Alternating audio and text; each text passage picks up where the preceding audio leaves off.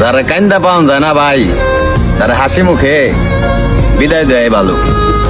যে থাকবার চায় না ভাই, তারা ছাইরা দেয় ভালো, নইলে হইতে অশান্তি। আপনি দেখবেন যে মানুষটা আপনারা বুঝে না, আপনার ভালোবাসা বুঝে না, আপনার অনুভূতি বুঝে না, আপনার সাথে থাকবার চায় না, ওরে আপনি আনাম পৃথিবী এনে দিলেও আপনার লগে থাকবো না। আর যে আপনার লগে থাকবার চায়, যে আপনারা ভালোবাসে, যার নাকি আপনার সবকিছুই ভালো লাগে, ওই মানুষটা দেখবেন কিচ্ছু লাগবো না। আপনি যেটা খাইতেছেন ওইটাই খাইবো, আপনি যেটা পড়তেছেন ওইটাই পড়বো। মানে মোট কথা আপনি ওর একটা মানসিক শান্তি, আপনি দেহে দেহে থাকতে পারবো। কিন্তু যে মানুষটা আপনার লগে থাকবো না, আপনার ভালোবাসাটা আগের মতো নাই, বা ভালোবাসে না, বা আপনার কোনো কিছু দেখে আপনার ভালোবাসে, ওই মানুষটা ওই পর্যন্তই থাকবো যতদিন ওই জিনিসটা আছে। যখন নাকি ওই জিনিসটা না থাকবো, তখন ভাই আপনার লগে থাকবো না। কিন্তু আমরা বেশিরভাগ ক্ষেত্রে ভুল করি কি জানেন?